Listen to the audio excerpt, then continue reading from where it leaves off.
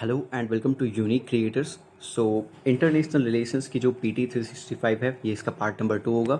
So last time हम BRICS तक complete कर चुके थे। यहाँ पे हम संघाई कोऑपरेशन ऑर्गेनाइजेशन से स्टार्ट करेंगे एंड फर्स्ट यूनिट जो है मल्टीलेटरल ऑर्गेनाइजेशन ये कंप्लीट करेंगे। So let's start. अगर आपको कोई डाउट वगैरह पूछना है या फिर कुछ एक्स्ट्रा कॉन्सेप्ट जानने हैं प्रीलिम्स रिलेटेड जो कि स्पेसिफिक हैं तो आप मेरा टेलीग्राम चैनल या फिर इंस्टाग्राम चैनल ज्वाइन कर सकते हो। Let's begin here. So first topic यहाँ पे है Shanghai cooperation organisation that is SCO। काफ़ी इंपॉर्टेंट है, अच्छे से पढ़ना। ओके, वाई न्यूज़, ये न्यूज़ में क्यों था? क्योंकि पहली बार इंडिया ने चेयरमैनशिप ली थी 23rd समिट में। SCO की जो 23rd समिट हुई उसमें इंडिया को चेयरमैनशिप मिली पहली बार। ओके, और ये वर्चुअल फॉर्मेट में हुआ। और न्यूज़ में क्या था? इंडिया ने अज्यूम की थी ये चेयरमैनशिप SCO की समरखंड समिट 2022 में। ओके, कि 2023 में इंडिया करेगा और वर्चुअल फॉर्मेट में किया। कजाकिस्तान जो है वो नेक्स्ट चेयरमैन होगा SCO में का, मीन्स 2024 में। की हाइलाइट्स ऑफ द समिट की बात करें तो इसकी थीम थी towards a secure SCO। Secure का फुल फॉर्म वेरी इंपॉर्टेंट, बहुत इंपॉर्टेंट है। क्या है?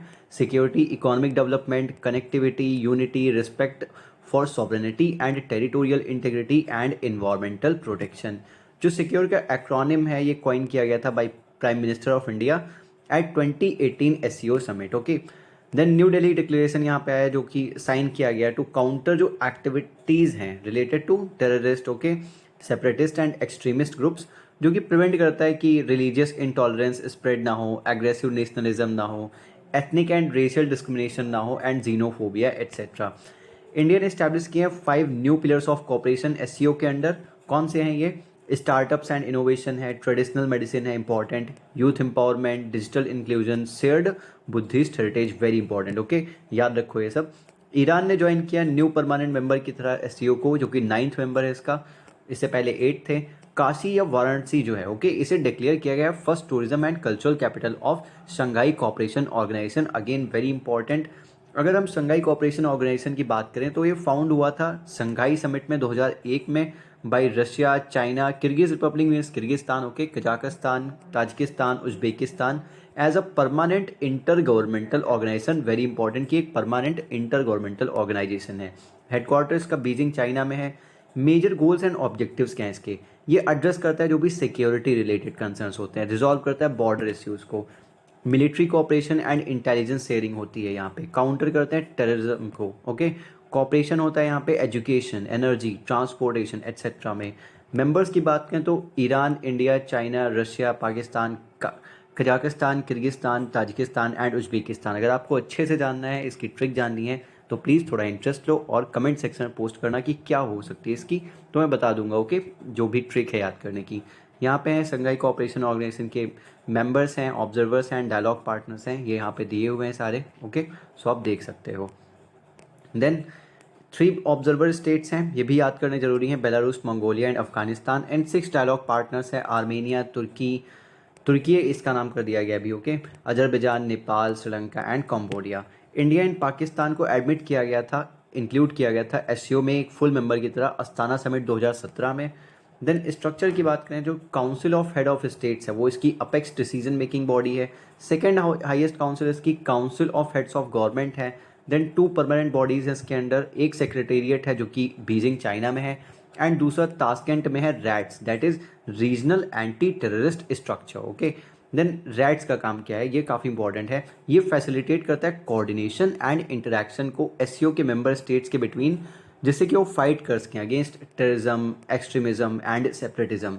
इंडिया भी इसका मेंबर है। ओके, अदर की इन्फॉर्मेशन की बात करें तो ऑफिशियल लैंग्वेज ऑफ SCO क्या है? Very important, Russian and Chinese है। इंडियन या फिर कोई और, हिंदी या फिर कोई और लैंग्वेज नहीं है, सिर्फ Russian and Chinese. Okay, SCO की बात करें तो एक ऑब्जर्वर है UN जनरल असेंबली का since 2005। Let's go to our next topic that is Asian development bank. ये न्यूज़ में क्यों था? बिकॉज एशियन डेवलपमेंट बैंक जो ADB है इसने लॉन्च किया है new country partnership strategy for India. Okay, और न्यूज़ में क्या था? जो country partnership strategy for India है 2023 से 27 के लिए, ये बढ़ावा देगा, आगे बढ़ाएगा जो ADB की स्ट्रैटेजी है 2030 की। वहाँ पे 7 ऑपरेशनल प्रायोरिटीज़ हैं। ओके, इन्फोग्राफिक में हम देख सकते हैं स्ट्रैटेजी 2030 7 ऑपरेशनल प्रायोरिटीज़। ये कौन सी प्रायोरिटीज़ हैं? यहाँ पे एड्रेस होता है जो रिमेनिंग पॉवर्टी है उसको एड्रेस किया जाता है एंड रिड्यूस की जाती है इनइक्वालिटीज़ को।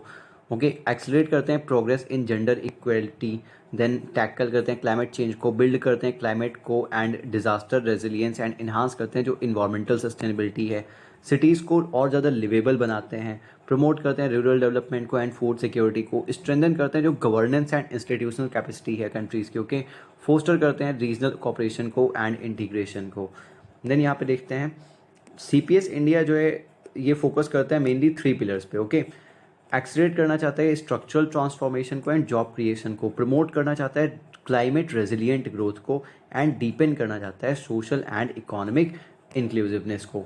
ADB country partnership strategy CPS की बात करेंगे तो CPS जो है ये ADB का प्राइमरी प्लेटफॉर्म है जहाँ पे डिज़ाइन किए जाते हैं ऑपरेशंस डिलीवर करने के लिए development results at the country level, okay. Under strategy 2030 बात करें तो ADB एम करता है टू एक्सपैंड, इसका विजन एक्सपैंड करने की कोशिश करता है जिससे कि वो अचीव कर सके एक prosperous, inclusive, resilient and sustainable Asia and the Pacific. While साथ साथ में क्या करें कि वो सस्टेन करे इसके जो एफर्ट्स हैं एक्सट्रीम पॉवर्टी को इरेडिकेट करने के लिए, ओके, जो कि इसका 7 ऑपरेशनल प्रायोरिटीज़ में फर्स्ट गोल है, राइट। देन आगे देखते हैं यहाँ पे कॉस्ट शेयरिंग अरेंजमेंट्स की बात करें तो ADB एंड जो डोमेस्टिक कॉस्ट शेयरिंग है ये रेशियो इसका 70:30 है, ओके, फॉर ओवरऑल लोन जो भी होगा loan portfolio during the CPS period, जो CPS पीरियड चल रहा होगा। देन एशियन डेवलपमेंट बैंक की बात करें तो जेनेसिस की बात करें इसकी इस्टेब्लिश हुआ था 1966 में as regional development bank. Headquarter इसका मनीला फिलीपींस में है। मैंडेट इसका क्या है, क्यों बनाया गया इसे, ये असिस्ट करता है मेंबर्स को एंड पार्टनर्स को, कैसे प्रोवाइड करता है loans and technical assistance, okay, जिससे कि प्रमोट किया जा सके सोशल एंड इकोनॉमिक डेवलपमेंट को। देन ये पॉलिसी डायलॉग्स को फैसिलिटेट करता है, एडवाइजरी सर्विसेज को प्रोवाइड करता है, फाइनेंशियल रिसोर्सेज को मोबिलाइज करता है, राइट। मेंबर्स की बात करें तो 68 मेंबर्स हैं, इसमें से 49 जो हैं वो एशिया एंड पैसिफिक से हैं एंड 19 आउटसाइड के हैं। इंडिया इसका फाउंडिंग मेंबर है। देन शेयर होल्डिंग की बात करें तो US एंड जापान जो कि नॉन बोरोवर्स हैं इनकी हाईएस्ट शेयर होल्डिंग है 15.6%, एंड चाइना एंड इंडिया जो है ये बोरोवर्स हैं, इनकी शेयर होल्डिंग 6.4 एंड 6.3% रेस्पेक्टिवली है। इंडिया एंड ADB की अगर बात करेंगे तो 2022 में ADB ने इंडिया को $52.6 billion 605 public sector loans, grants and technical assistance provide किया था, as well as $8 billion private sector investment भी प्रोवाइड की थी, ओके, कमिट किया था। इंपॉर्टेंट प्रोजेक्ट्स की बात करें तो Visakhapatnam Chennai industrial corridor development programme है, then Nhava Sheva container terminal financing project है, Chennai metro rail investment project, यहाँ पे ADB का इन्वॉल्वमेंट रहा है, उसने प्रोवाइड किए हैं पैसे, ओके, जो भी इन्वेस्टमेंट रही है। Assam South Asia sub regional economic cooperation corridor connectivity improvement project etcetera. Then key reports क्या हैं ADB की, एशियन डेवलपमेंट बैंक की, Asia in the global transition to net zero, then Asian Development Outlook 2023, Asian Economic Integration Report 2023 and key indicators for Asia and the Pacific 2022। Let's go to our next topic, that is Indo-Pacific Economic Framework for Prosperity, that is nothing but IPEF। ये news में क्यों था, because 3rd IPEF ministerial meeting हुई है San Francisco USA में, okay. IPEF means Indo Pacific economic framework for prosperity, याद रखो ये फुल फॉर्म। IPEF की बात करें तो इसका जेनेसिस कैसे हुआ, ये लॉन्च किया गया था jointly by the USA and other partner countries जो भी हैं इंडो पैसिफिक रीजन की। 2022 में इसे लॉन्च किया था eight Tokyo in Japan, okay. Purpose क्या था, ये सॉलिडिफाई करना चाहते थे इनके रिलेशनशिप्स को, इंगेज करना चाहते थे एक दूसरे को in crucial economic and trade matters जो हैं जो एक कंसर्न करते हैं इस रीजन को चाइना की वजह से, ओके। IPEF मेंबर कंट्रीज़ की बात करें तो 14 मेंबर्स हैं, याद करना जरूरी है, अगेन आपको कमेंट करना पड़ेगा अगर इसकी ट्रिक जाननी है, ओके। यूनाइटेड स्टेट्स है, इंडिया है, ऑस्ट्रेलिया है, ब्रुनी है, Fiji, Indonesia, Japan, South Korea, Malaysia, New Zealand, Philippines, Singapore, Thailand and Vietnam, okay. Significance of IPEF की बात करें तो इन्हांस करता है सप्लाई चेन रेजिलियंस जो है, बढ़ावा देता है free and open Indo Pacific के लिए, प्रोवाइड करता है एक अल्टरनेटिव चाइना के तहत कि चाइना के एक अल्टरनेटिव प्रोवाइड करता है इस रीजन में, एंड फैसिलिटेट करता है डीपर इंटीग्रेशन हो सके इंडिया की जिससे ग्लोबल वैल्यू चेन्स में। यहाँ पे 4 पिलर्स IPEF के दिए हुए हैं। पिलर 1 ट्रेड है, पिलर 2 सप्लाई चेन्स है, पिलर 3 क्लीन इकॉनमी है एंड पिलर 4 फेयर इकॉनमी है। पार्टनर्स को ये ज़रूरी नहीं है कि वो सारे पिलर्स ज्वाइन करें अगर उन्हें IPEF ज्वाइन करना है, जैसे इंडिया सिर्फ पिलर 2 to 4 इंडिया ने ज्वाइन किया है, ट्रेड पिलर इंडिया ने ज्वाइन नहीं किया है, वहाँ पे इंडिया का ऑब्जर्वर स्टेटस है, very important, okay. Traditional trade agreements versus IPEF की बात करें तो जैसे कि traditional trade blocks like RCEP हो गया, फिर फ्री ट्रेड एग्रीमेंट हो गया। IPF इसकी तरह नहीं है, वहाँ पे क्या करते हैं, टैरिफ और मार्केट एक्सेस को नेगोशिएट करते हैं। IPEF में ऐसा नहीं होता, ओके। अनलाइक इन FTAs जहाँ पे सब कुछ नेगोशिएट किया जाता है एक सिंगल अम्ब्रेला के अंडर, IPEF नेगोशिएशंस जो होते हैं वो सिर्फ 4 मॉड्यूल या फिर पिलर्स के अंदर होते हैं, जो कि इंडिपेंडेंट होते हैं ऑफ ईच अदर। मतलब जिसमें मानना है मानो, अदरवाइज छोड़ दो, ओके। जैसे इंडिया ने 224 फॉलो किया, फर्स्ट को छोड़ दिया, ऑब्जर्वर स्टेटस है। IPEF मेयरली फोकस करता है कि वो इंक्रीज करे रेगुलेटरी कोहेरेंस को between the member nations, okay. Then related news में इंडिया ने प्रपोज किया बायोफ्यूल अलायंस, वेरी इंपॉर्टेंट, बार बार बोल रहा हूँ, okay. Among IPEF members India ने प्रपोज किया है कि कोलैबोरेट करना चाहिए हमें बायोफ्यूल्स पे within the IPF on the lines of G20 global biofuels alliance. Then aim क्या है इसका, ये एनहांस करना चाहता है एनर्जी सिक्योरिटी को, अफोर्डेबिलिटी एंड एक्सेसिबिलिटी को through sustainable biofuels. Let's go to our next topic, that is international maritime organization IMO। ये न्यूज़ में क्यों था? बिकॉज इंडिया को री इलेक्ट किया गया है इंटरनेशनल मैरीटाइम ऑर्गेनाइजेशन काउंसिल के द्वारा with the highest tally. IMO council में री इलेक्ट किया गया है with the highest tally at elections, जो कि हुआ है for the 2024-25 biennium, okay. IMO की बात करें तो ये एक स्पेशलाइज्ड एजेंसी है, यूनाइटेड नेशंस की, स्टैब्लिश हुई थी 1948 में, हेडक्वार्टर लंदन में है। इसका पर्पज़ क्या है? ये प्रमोट करता है safe, secure, environmentally sound, efficient and sustainable shipping through cooperation के जरिए, ओके। मेंबर्स 176 मेंबर्स हैं इसमें एंड 3 एसोसिएट मेंबर्स हैं इंक्लूडिंग इंडिया। स्ट्रक्चर की बात करें तो यहाँ पे एक ऑर्गेनाइजेशन है जो कि इस ऑर्गेनाइजेशन में असेंबली है, काउंसिल है एंड 5 मेन कमिटीज़ हैं अलॉन्ग विद सब कमिटीज़, ओके। रोल क्या है IMO का फॉर इन्वायरमेंटल प्रोटेक्शन? अगर देखें तो यहाँ पे एक मार्पोल कन्वेंशन है IMO का, ये काफ़ी इंपॉर्टेंट है। ये की ट्रीटी है जो कि प्रिवेंट करता है एंड मिनिमाइज करता है पॉल्यूशन को फ्रॉम शिपिंग। देन PSSA है, पार्टिकुलरली सेंसिटिव सी एरिया, इंपॉर्टेंट, ओके। ये एक स्पेशल एरिया डेजिग्नेट किया जाता है IMO के द्वारा for extra protection. Then London dumping convention and protocol है, ये रेगुलेट करता है सी वेस्ट डंपिंग को, क्लाइमेट चेंज मिटिगेशन को, like carbon capture and storage etcetera. Then IMO 2020 rule है। 2020 में एक न्यू लोअर लिमिट लाई गई थी कि क्या सल्फर कंटेंट होना चाहिए जो फ्यूल यूज़ करते हैं सिप्स, ओके। वो इम्प्लीमेंट किया जाता है कितना मिनिमम सल्फर कंटेंट होना चाहिए, एक लोअर लिमिट लाई गई थी। Then energy efficiency existing ship index है फ्रॉम 2023, ये मैंडेटरी है सभी सिप्स के लिए कि वो कैलकुलेट करें कि कितना एनर्जी एफिशिएंसी उन्होंने अटेन की अभी तक, ओके। एग्जिस्टिंग सिप इंडेक्स, जिससे कि वो मेज़र करें उनकी एनर्जी एफिशिएंसी एंड इनिशिएट करें जो कलेक्शन है, डेटा कलेक्शन है for the reporting of their annual operation carbon intensity indicator CII and CII rating. ये इंपॉर्टेंट नहीं है ये सब, ओके, लीव कर सकते हो। रोल क्या है IMO का इन मैरीटाइम सेफ्टी एंड सिक्योरिटी? अगर ये देखें तो यहाँ पे एक सोलास कन्वेंशन है, the international convention for the safety of life 1974। ये सेट करता है स्टैंडर्ड्स क्या होने चाहिए for ship construction, equipment, operation, जिससे कि इंश्योर कर सकें कि लाइफ की सेफ्टी होनी चाहिए सी पे, ओके, सी में जब जाए कोई। जिबूटी कोड ऑफ कंडक्ट है around the western Indian ocean, ये प्रिवेंट करता है पायरेसी को एंड आर्म्ड रॉबरी को अगेंस्ट शिप्स। वहाँ पे काफ़ी रॉबरी एंड पायरेसी होती है जिबूती के आसपास, इसलिए, ओके। देन जेद्दा अमेंडमेंट हुआ था to the Djibouti code of conduct, इसने एक्सपैंड किया इस कोड को और इंक्लूड किया ऑर्गेनाइज क्राइम को in the maritime sector, maritime terrorism, human trafficking and illegal unreported and unregulated fishing को। देन यहाँ पे suppression of unlawful activities treaty है, SUA ट्रीटीज। देन IMO का एक मैरीटाइम सेफ्टी कमेटी है, MSC, एंड फैसिलिटेशन कमेटी है, FAL, जो कि कॉपरेट करता है प्रिवेंट करने के लिए, क्या प्रिवेंट करने के लिए? Drug smuggling on international ships. Then IMO council की बात करें तो ये एक एग्जीक्यूटिव ऑर्गन है IMO का एंड रिस्पॉन्सिबल है सुपरवाइज करने के लिए जो भी वर्क होता है इस ऑर्गेनाइजेशन का। इसमें 40 मेंबर स्टेट्स आते हैं जो कि इलेक्ट किए जाते हैं असेंबली के द्वारा 2 साल के लिए, ओके, 2 ईयर टर्म्स के लिए। देन IMO काउंसिल मेंबर्स की बात करें तो 3 कैटेगरीज में डिवाइड होते हैं। कैटेगरी ए में वो स्टेट्स आते हैं जिनका इंटरेस्ट है in providing international shipping services. Category में बी में वो आते हैं जिन स्टेट्स का इंटरेस्ट है in international seaborne trade, इसमें इंडिया आता है, ओके, और इसी में इंडिया री इलेक्ट किया गया है इस कैटेगरी में। देन कैटेगरी सी में कौन से आते हैं? ये स्टेट्स आते हैं विद स्पेशल इंटरेस्ट जिनका है मैरीटाइम ट्रांसपोर्ट में और नेविगेशन में एंड जिनका इलेक्शन इंश्योर करेगा कि रिप्रेजेंटेशन है सभी मेजर ज्योग्राफिकल एरियाज का of the world. Let's go to our next topic, that is G7।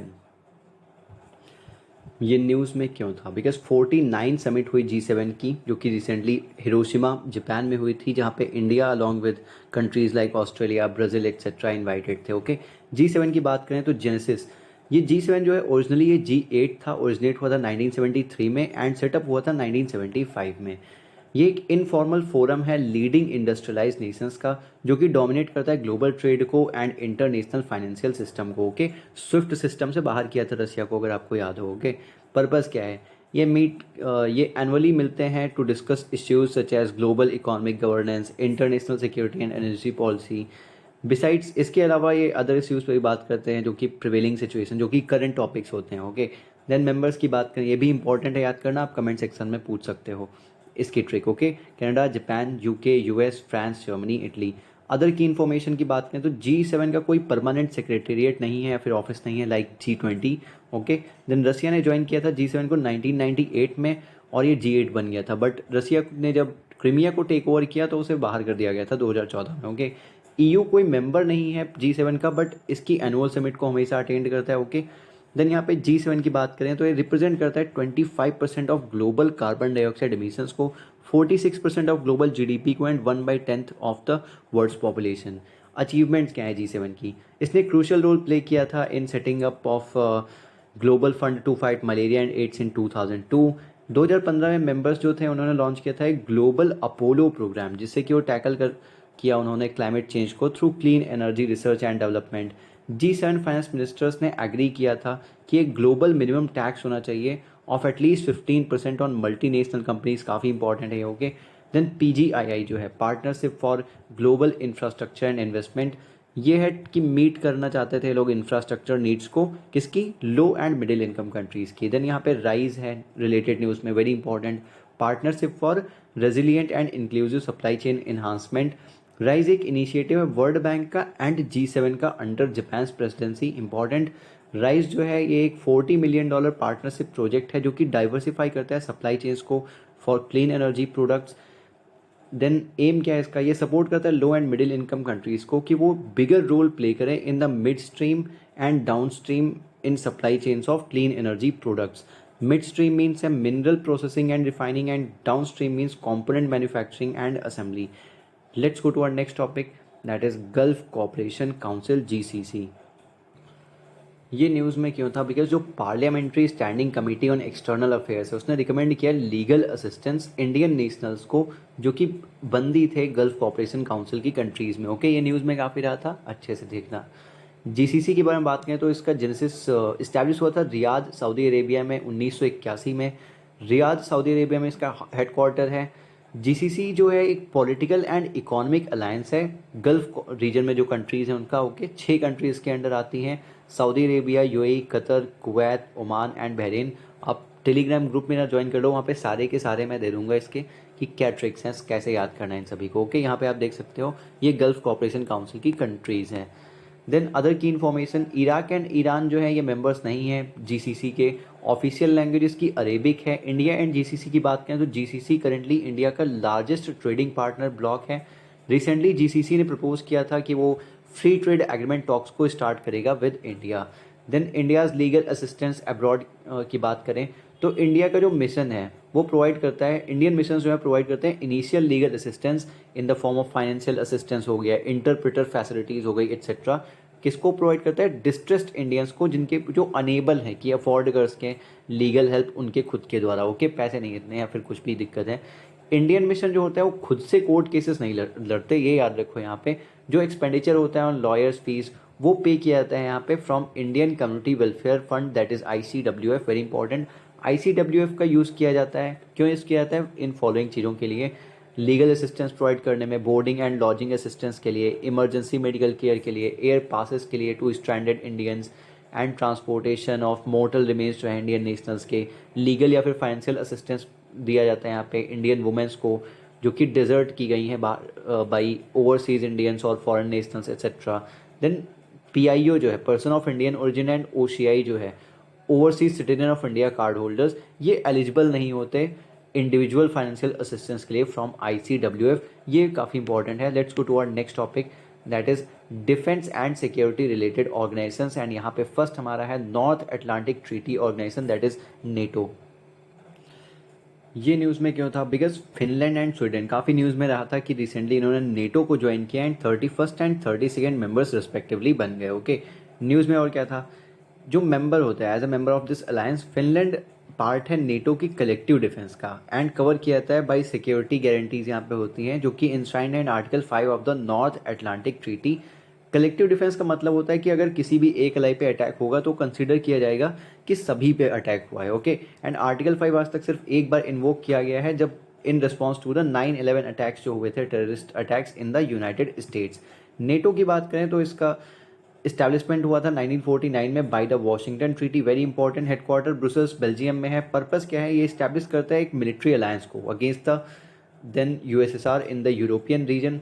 Members की बात करें तो 32 मेंबर्स हैं इसके अंदर, 30 तो यूरोपियन नेशंस हैं एंड यूएस एंड कनाडा है।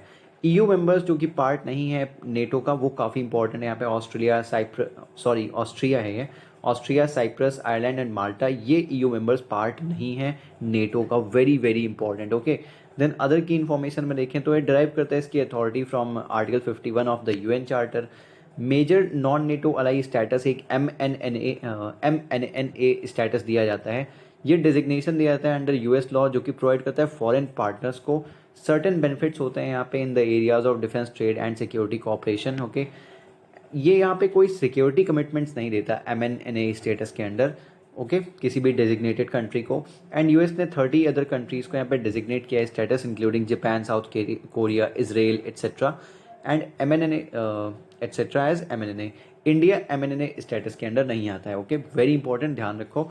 नेटो प्लस ग्रुपिंग की बात करें तो यूएस सेनेटर ने इंट्रोड्यूस किया था बिल कि वो इंडिया को नेटो प्लस ग्रुपिंग का पार्ट बनाना चाहते हैं, बट इंडिया ने इसे रिजेक्ट कर दिया था। ओके, नेटो प्लस, जो कि अब नेटो +5 बोला जाता है, एक सिक्योरिटी अरेंजमेंट है जो कि नेटो कंट्रीज़ को एंड 5 अलाइंड नेशंस को एक साथ लाता है, जो कि Australia, New Zealand, Japan, Israel and south Korea है, जिससे कि वो बूस्ट कर सके डिफेंस एंड इंटेलिजेंस टाइज को। ओके, देन यहाँ पे नेटो मेंबर कंट्रीज़ की बात करें तो ये आप कलर कोड्स हैं जिन्होंने 1991 से पहले ज्वाइन किया, फिर कुछ है 1991 से बाद में ज्वाइन किया इन्होंने, देन 2023 एंड 2024 में जो इन्होंने ज्वाइन किया वो भी दिए हुए हैं। 2023 में यहाँ पे मेजरली फिनलैंड ने ज्वाइन किया था एंड 2024 में स्वीडन ने ज्वाइन किया। ये दो कंट्रीज़ काफ़ी इंपॉर्टेंट है। Okay, so let's go to our next topic, that is financial action task force, FATF। ये न्यूज़ में क्यों था? Because financial action task force जो FATF है, उसकी टीम ने विजिट किया इंडिया को और वो कंडक्ट कर रहे हैं कंट्री का on site assessment 4th round में ऑफ म्यूचुअल एवेल्युएशंस। ओके, ये करते रहते हैं। ओके, मोर ऑन न्यूज़ और क्या था? जो फाइनल रिव्यू है मीटिंग का वो एक्सपेक्टेड है कि जून 2024 में आएगा। म्यूचुअल इवैल्यूएशन एक इन डेप्थ कंट्री की रिपोर्ट होती है जो कि एनालाइज करते हैं कि क्या इम्प्लीमेंटेशन हो रही है, फिर इफेक्टिवनेस है मीजर्स की जो कि कम्बैट करने के लिए money laundering and terror financing measures जो अप्लाई किए गए हैं गवर्नमेंट के द्वारा। ओके, FATF की बात करें तो इस्टेब्लिश किया गया था बाय G7 समिट जो कि पेरिस में हुई थी 1989 में। हेडक्वार्टर्स का पेरिस में है। ये एक इंटर गवर्नमेंटल बॉडी है जो कि कम्बैट करती है, लड़ती है मनी लॉन्ड्रिंग से, टेरर फाइनेंसिंग से एंड अदर रिलेटेड थ्रेट्स से to the integrity of the international financial system. 37 members jurisdiction है इसके अंदर, including India, and 2 regional organisations हैं, Gulf cooperation council and European Commission. India ने ज्वाइन किया था FATF को 2010 में। वर्किंग की बात करें तो इंटरनेशनल स्टैंडर्ड्स को सेट करते हैं जिनका एम होता है इलीगल एक्टिविटीज़ को प्रिवेंट करना। ये कौन से हैं? Global anti money laundering AML है and counter terrorist financing CFT standards हैं। ओके, ये रिलाई करते हैं इनके strong global network of 9 FATF style regional bodies पे, FSRBs पे, जिससे कि वो इम्प्लीमेंट करते हैं इनके रिकमेंडेशंस को एंड प्रोवाइड करते हैं input in FATF policy making. Example Asia Pacific group on money laundering है। कंट्रीज़ जो कि रिपीटेडली फेल हो जाती हैं और FATF स्टैंडर्ड्स को नहीं फॉलो कर पाती, उन्हें ग्रे लिस्ट या ब्लैक लिस्ट में डाल दिया जाता है। Grey list and black list देखें तो ग्रे लिस्ट में वो जुरिस्डिक्शन आते हैं जिन पे इंक्रीज्ड मॉनिटरिंग की नीड होती है। ओके, कंट्रीज़ जो कि कंसीडर की जाती हैं सेफ हैवन की तरह for supporting terror funding and money laundering. Pakistan काफ़ी टाइम तक इसमें रहा था। ओके, ब्लैक लिस्ट ये हाई रिस्क जुरिस्डिक्शन है जिन पे एक्शन लेने की नीड है। ओके, ये नॉन कोऑपरेटिव कंट्रीज़ या फिर टेररिस्ट टेरिटरीज होती हैं। Okay, NCCTs। रिसेंट डेवलपमेंट्स की बात करें तो FATF ने सस्पेंड किया रसिया की मेंबरशिप को, क्योंकि उसने यूक्रेन से वॉर कर लिया। ओके, FATF ने साउथ अफ्रीका एंड नाइजीरिया को ग्रे लिस्ट में डाल दिया है, क्योंकि ये money laundering and terror financing से कम्बैट करने में फेल हो रहे हैं, इनके स्टैंडर्ड्स को फॉलो नहीं कर पा रहे। ओके, पाकिस्तान को रिमूव किया गया FATF की ग्रे लिस्ट से, सॉरी नॉट ग्रीन लिस्ट, 2022 में रिमूव किया गया था, क्योंकि इन्होंने सिग्निफिकेंट इंप्रूवमेंट दिखाई है इनके overall anti money laundering and counter terrorist financing frameworks में। FATF ने रिलीज़ किया report on crowd funding for terrorism financing TF। Okay, so let's go to our next topic, that is Interpol. ये news में क्यों था? Because 91st general assembly meeting हुई international criminal police organisation Interpol की in Vienna, जब ये celebrate कर रहे थे। इनका centenary year means 100th year. Okay, 100 साल पूरे हो गए इनके। Also CBI academy of India जो है उसने ज्वाइन किया इंटरपोल ग्लोबल एकेडमी नेटवर्क को। इंटरपोल की बात करें तो इस्टेब्लिश हुआ था 1923 में, हेल्प करने के लिए पुलिस को कि वो एक साथ मिलकर काम करें, जिससे कि वर्ल्ड को एक सेफ प्लेस बनाया जा सके। हेडक्वार्टर्स का लियोन फ्रांस में है। पर्पस क्या है इसका? ये फैसिलिटेट करता है इंफॉर्मेशन एक्सचेंज को। ओके, याद रखना है कोई पुलिस फोर्स नहीं है, इंफॉर्मेशन एक्सचेंज का काम करते हैं between national police forces. Members की बात करें 196 मेंबर कंट्रीज हैं इंक्लूडिंग इंडिया। ऑर्गेनाइजेशनल स्ट्रक्चर की बात करें तो एक जनरल असेंबली है यहाँ पे, जो कि सुप्रीम गवर्निंग बॉडी है। एनुअली मिलते हैं लोग, डिसीजंस लेते हैं related to policy, finances etcetera. General secretariat है, ये रन करता है इंटरपोल के डे टू डे एक्टिविटीज़ को और सपोर्ट करता है मेंबर्स को in international policing. Executive committee है यहाँ पे, जो कि इलेक्ट की जाती है बाय जनरल असेंबली, जहाँ पे 13 मेंबर्स होते हैं comprising a president, 3 vice president होते हैं, 9 डेलीगेट्स एंड होते हैं फ्रॉम 4 रीजन्स। देन NCB है यहाँ पे, नेशनल सेंट्रल ब्यूरोज। इंडिया का NCB कौन है? CBI है। ओके, ये NCB जो होता है कंट्री का फोकल पॉइंट होता है for all Interpol activities. Example NCB in India जो है वो सेंट्रल ब्यूरो ऑफ इन्वेस्टिगेशन है।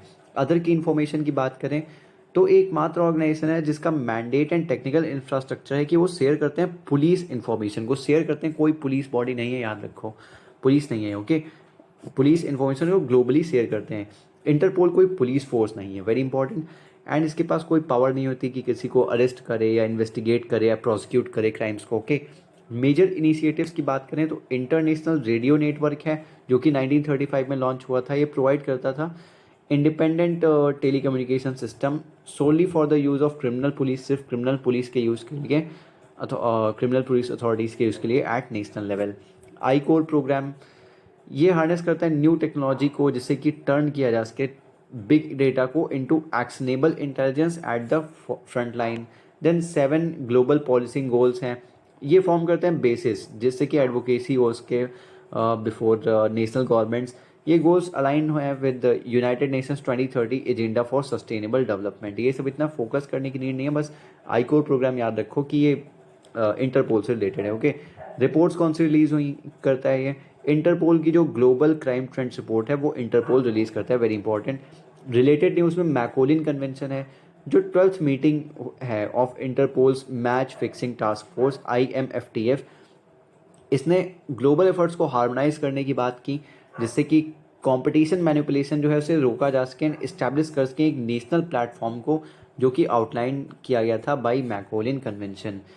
जो मैकोलिन कन्वेंशन है, जिसे हम बोलते हैं council of Europe convention on the manipulation of sports competition. Okay, ये एक मल्टीलेटरल ट्रीटी है जिसका एम है मैच फिक्सिंग को रोकना। ओके, देन यहाँ पे कुछ इंटरपोल की नोटिस के बारे में दिया गया, इतना इंपॉर्टेंट नहीं है बट देख लो। वो अगर रेड नोटिस दी means wanted person, yellow notice का मतलब मिसिंग पर्सन, ब्लू नोटिस का मीन्स है एडिशनल इन्फॉर्मेशन, ब्लैक नोटिस का मीन्स है unidentified bodies, green notice means warning and intelligence, orange notice means imminent threat, purple notice means modus operandi and Interpol United Nations Security Council special notice means groups and individual subject to UNSC sanctions. इतना important नहीं है, leave कर सकते हो। Okay, let's go to our next topic, that is other important organizations in news. And first है यहाँ पे Indian Ocean rim association IORA। याद रखो कि इन सभी एसोसिएशंस जो भी हैं, इनके कंट्रीज़ के बारे में आपको पता होना चाहिए। ओके, इंपॉर्टेंट है, तो मैं सब कुछ अपने टेलीग्राम चैनल पे दे दूँगा शॉर्ट में, तो वहाँ से देख सकते हो। सो यहाँ पे देखते हैं, जो IORA है means Indian Ocean rim association, council of foreign ministers की मीटिंग हुई थी इसकी कोलंबो श्रीलंका में। ओके, क्योंकि चेयरमैनशिप थी श्रीलंका के पास। आयोरा की बात करें तो जेनेसिस इसका कैसे हुआ, कैसे बनाया, ये इस्टेब्लिश किया गया था as inter governmental organization in 1997 based on the vision जो थे नेल्सन मंडेला के। ओके, एम क्या है इसका, सिंपली स्ट्रेंथन करता है रीजनल कोऑपरेशन को एंड सस्टेनेबल डेवलपमेंट को within Indian Ocean region, that is IOR। Members इसके 23 मेंबर्स हैं इंक्लूडिंग इंडिया, इंपॉर्टेंट है याद रखना। COM means council of foreign ministers जो हैं एनुअली मिलते हैं और ये इसकी अपेक्स बॉडी है। अदर की इन्फॉर्मेशन ये रिप्रेजेंट करते हैं 1/3 ऑफ वर्ल्ड पॉपुलेशन को। 80% ग्लोबल ऑयल ट्रेड यहाँ पे होता है। ओके, देन ये प्रोड्यूस करते हैं 1 ट्रिलियन गुड्स एंड सर्विसेज में। इंट्रा आयोरा ट्रेड की बात करें तो $800 बिलियन है एंड आयोरा चेयरशिप जो है वो ट्रांसफ़र की गई from Bangladesh to Sri Lanka for 2023 to 2025 and India के पास ये आएगी 2025 से 2027 के लिए। देन आयोरा कंट्रीज़ की बात करें तो यहाँ पे ईरान है, UAE है, सारी की सारी अगर आप देखोगे तो बॉर्डर वाली कंट्रीज़ हैं। ओके, तो याद रख सकते हो अगर आप ध्यान दोगे, और इम्पॉर्टेंट भी है। ईरान है, UAE है, Oman, Yemen, Somalia, Seychelles, Comoros, Kenya, Tanzania, Madagascar, Mauritius, reunion of France, Mozambique, south Africa. यहाँ पे फ्रांस है, वेरी इंपॉर्टेंट। ओके, देन यहाँ पे ऑस्ट्रेलिया है, सिंगापुर है, Indonesia, Malaysia, Thailand, Bangladesh, India, Sri Lanka, Maldives. Okay, let's go to our next topic, that is forum for India Pacific islands cooperation, FIPIC। Third FIPIC summit हुई है port मॉरिसबी में, जो कि कैपिटल है पापुआ न्यू गिनी की। यहाँ पे इंडिया ने अनाउंस किया 12 point development plan for Pacific island nations. FIPIC means forum for India Pacific islands cooperation. Important है, ऊपर ऊपर से ध्यान रखो कौन से आइलैंड्स इसमें आते हैं। बाहर का अगर कोई भी आइलैंड आ जाता है अदर कॉन्टिनेंट का रिलेटेड, ओके, तो फिर वो आप इजीली आइडेंटिफाई कर सकते हो और हटा देना उससे अगर ऐसा कोई क्वेश्चन आता है। देखते हैं FIPIC के बारे में। Forum for India Pacific island cooperation ये लॉन्च हुआ था 2014 में। मेंबर्स की बात करें तो यहाँ पे 14 आइलैंड कंट्रीज़ हैं, Cook island, Fiji, Kiribati, Marshall Islands, Micronesia, Nauru, New, Palau, Papua New Guinea, Samoa, Solomon Islands, Tonga, Tuvalu and Vanuatu. ये सब आ चुके हैं, इसमें से कुछ तो हैं जो UPSC में पूछे जा चुके हैं। ओके, पैसिफिक आइलैंड कंट्रीज़ ये आप देख सकते हो यहाँ पे सारे के सारे, और कुछ इसमें आ जाते हैं 14। Okay, then other key information की बात करें तो पैसिफिक आइलैंड में 3 मेजर ग्रुप ऑफ आइलैंड्स हैं, आप जानते होंगे, Melanesia, Micronesia and Polynesia. Okay, then Pacific island countries जो हैं इनके पास लार्ज एक्सक्लूसिव इकोनॉमिक जोन है जो कि सोर्स है नेचुरल एंड मिनरल रिसोर्सेज का, like LNG। India recently consider कर रहा है कि वो इंटरनेशनल सोलर अलायंस जो है स्टार्क इनिशिएटिव, इसे एक्सपैंड करेगा to Pacific island countries. Then solar technology application resource centre, STARC initiative जो है ये एक प्रोजेक्ट है जो कि बिल्ड करता है स्टार सेंटर्स जो कि एक्ट करेंगे as hub of technology, knowledge, expertise on solar energy. ये एक जॉइंटली इम्प्लीमेंटेड प्रोजेक्ट है by ISA and UNIDO. Okay, next topic पे चलते हैं, that is Eastern Economic Forum. India ने पार्टिसिपेट किया था at the 8th Eastern Economic Forum in the Russian port city of Vladivostok. Okay, EEF जो है वो इस्टेब्लिश हुआ था 2015 में, जिससे कि वो इनकरेज कर सके फॉरेन इन्वेस्टमेंट को रशिया के फार ईस्ट रीजन में। हमेशा आपने नाम सुना होगा। ओके, रशिया के फार ईस्ट रीजन की बात करें तो फार ईस्ट फेडरल डिस्ट्रिक्ट जो है FEFD, ये ईस्टर्न मोस्ट पार्ट है रशिया का, जो कि बॉर्डर करता है पैसिफिक को एंड आर्कटिक ओशन को एंड 5 कंट्रीज़ को, namely China, Japan, Mongolia, United States and North Korea. Region encompass करता है 1/3 ऑफ रशिया टेरिटरी को। 1/3 ऑफ जो रशिया की टेरिटरी है वो इस रीजन में आती है, फार ईस्ट रीजन में। ओके, एंड यहाँ पे काफ़ी रिच नेचुरल रिसोर्सेज रीजन है ये, such as fish, oil, natural gas, wood, diamonds, coal and other minerals पाए जाते हैं। चाइना बिगेस्ट इन्वेस्टर है इस रीजन का, followed by south Korea and Japan. Next topic यहाँ पे है partners in the blue Pacific. ये छोटा सा जरूर है बट काफ़ी इंपॉर्टेंट है, इसके नेशंस याद रखो। Okay, recently foreign ministers meeting of partners in the blue Pacific initiative हुई थी। ओके, PBP एक 5 नेशन इनफॉर्मल मैकेनिज्म है जो कि सपोर्ट करता है पैसिफिक आइलैंड्स को एंड बूस्ट करता है diplomatic and economic ties in the reason. ये अनाउंस किया गया था bye US, Australia, New Zealand, United kingdom and Japan in 2022। Next है यहाँ पे G77।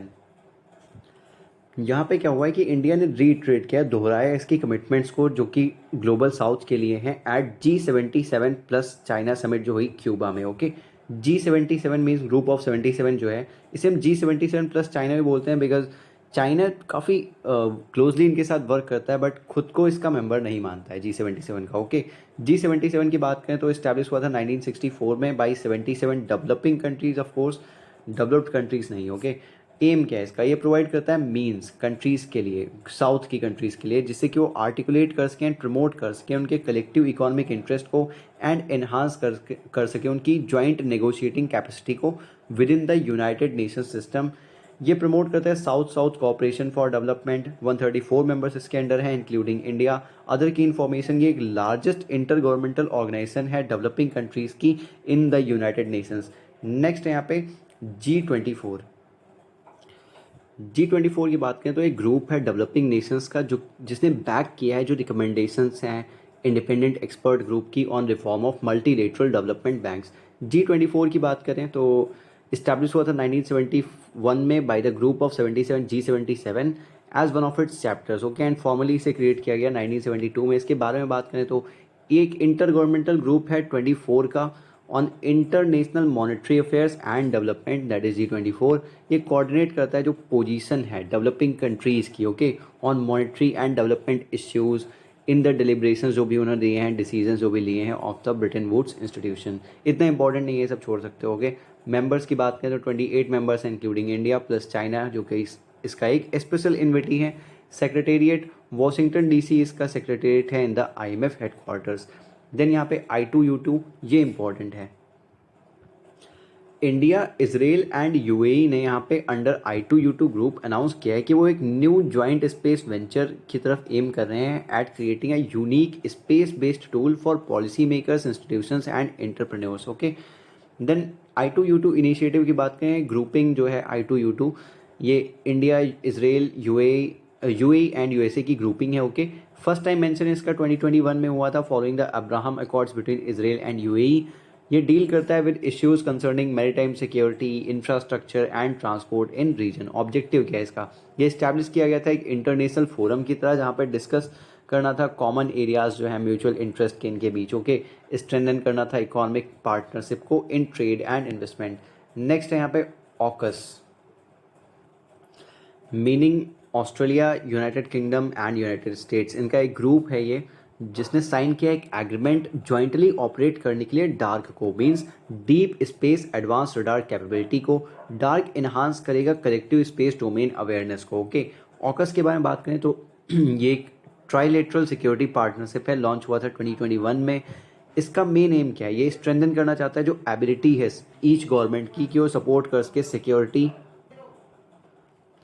एंड डिफेंस इंटरेस्ट को, such as providing nuclear submarine to Australia जो प्रोवाइड की थी, ओके, ये न्यूज़ में आया था। ये प्रमोट करता है डीपर इंफॉर्मेशन शेयरिंग को एंड टेक्नोलॉजी शेयरिंग को एंड बढ़ावा देता है डीपर इंटीग्रेशन हो सके एक्सेट्रा इनके बीच में, ओके। देन नेक्स्ट है यहाँ पे International Atomic Energy Agency, that is IAEA। India and IAEA ने एग्री किया है कि वो कॉपरेट करेंगे on extending nuclear technology applications in the global south, okay. Important news है। IAEA की बात करें तो एक वर्ल्ड का सेंट्रल इंटर गवर्नमेंटल फोरम है for scientific and technical cooperation in the nuclear field. India इसका फाउंडिंग मेंबर है IAEA का सिंस 1957। हेडक्वार्टर्स का वियना ऑस्ट्रिया में है, इंपॉर्टेंट है। ये वेरीफाई करता है दैट न्यूक्लियर मटेरियल्स हैं उनका यूज़ किया जा रहा है solely for peaceful purposes, okay. And IAEA ने एक डेवलप कर रखा है सिस्टम जिसका नेम है safeguards agreement, okay. India and IAEA ने साइन किया था एक agreement, okay, for application of standards to civil nuclear facilities in India in 2009। Next यहाँ पे International Organization for Migration, that is IOM ने लॉन्च किया है project Prayas, okay. Prayas means क्या है, promoting regular assisted migration for youth and skilled professionals. ये launch किया गया in partnership with ministry of external affairs for the year 2023-24। Objective क्या है इसका, ये फैसिलिटेट करता है कि safe, orderly and regular migration हो सके एस्पायरिंग इंडियन माइग्रेंट वर्कर्स का एंड स्टूडेंट्स का in collaboration with MEA, ministry of external affairs, NITI Aayog and state governments. IOM की बात करें तो इस्टेब्लिश हुआ था 1951 में और ये एक लीडिंग इंटर गवर्नमेंटल ऑर्गेनाइजेशन है in the field of migration. IOM part है यूनाइटेड नेशन सिस्टम का as a related organisation. 175 member states हैं इसके अंडर आते हैं इंक्लूडिंग इंडिया। ये वर्क करता है कि इंश्योर कर सके the orderly and humane migration, humane management of migration to promote international cooperation on migration issue, okay.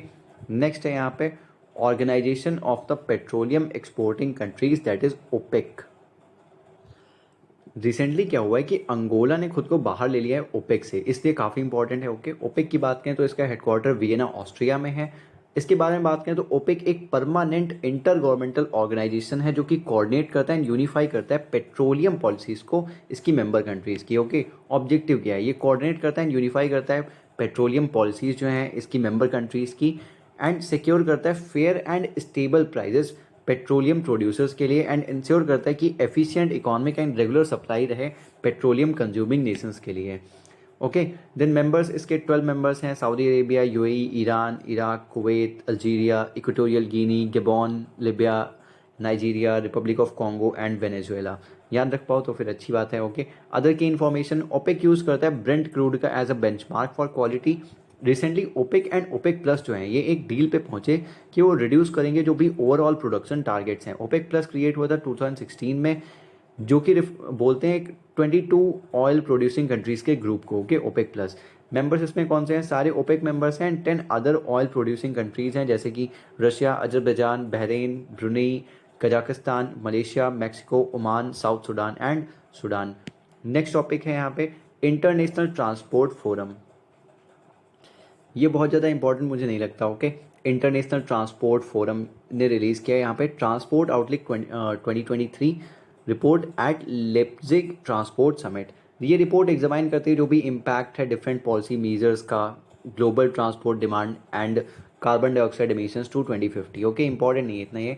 International Transport forum की बात करें तो एक इंटर गवर्नमेंटल ऑर्गेनाइजेशन है, ये एक थिंक टैंक की तरह एक्ट करता है for transport policy and organise करता है एनुअल समिट ट्रांसपोर्ट मिनिस्टर्स की। ओके, आईटीएफ एकमात्र ग्लोबल बॉडी है जो कि कवर करती है सारे ट्रांसपोर्ट मोड्स को, बस इतना इंपॉर्टेंट है इसके बारे में।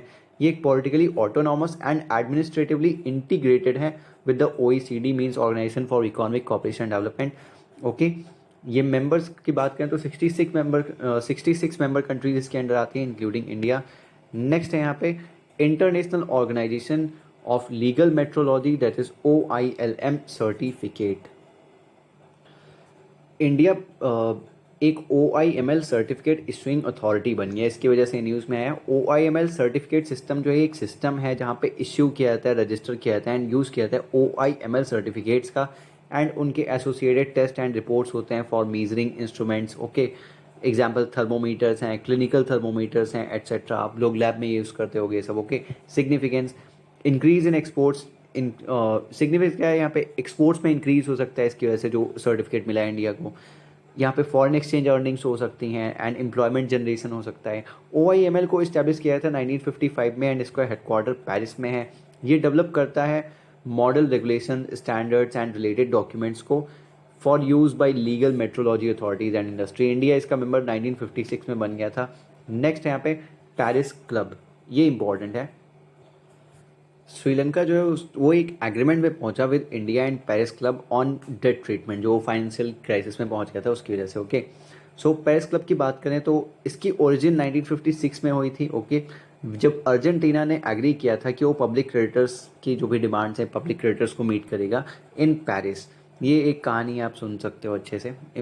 ओके, इसके बारे में बात करें तो इनफॉर्मल ग्रुप है Paris club, mostly western creditor countries का, जो और सारे के सारे 22 जो हैं यहाँ पे मेंबर्स हैं OECD ग्रुप के, means Organisation for Economic Cooperation and Development. Objective की बात करें तो ये sustainable debt relief solutions find करता है उन कंट्रीज़ के लिए जो कि अपना जो बायलेटरल लोन्स हैं वो रीपे नहीं कर पा रही हैं। ओके, अदर की इन्फॉर्मेशन की बात करें तो इंडिया एंड चाइना इसके मेंबर नहीं है पेरिस क्लब में, ये बात अच्छे से दिमाग में डाल लो। ओके, इंडिया एक एडहॉक पार्टिसिपेंट की तरह एक्ट करता है यहाँ पे। लास्ट है tax inspectors without borders, that is TIWB। जो TIWB है means tax inspectors without borders, इसने एक लॉन्च किया प्रोग्राम सेंट लूसिया में एंड इंडिया को यहाँ पे चूज़ किया गया है as the partner administration. India यहाँ पे प्रोवाइड करेगा टैक्स एक्सपर्ट्स इस प्रोग्राम के लिए। ओके, TIWB प्रोग्राम की बात करें तो एक जॉइंट इनिशिएटिव है OECD एंड UNDP का, means Organisation for Economic Cooperation and Development and United Nation development programme का।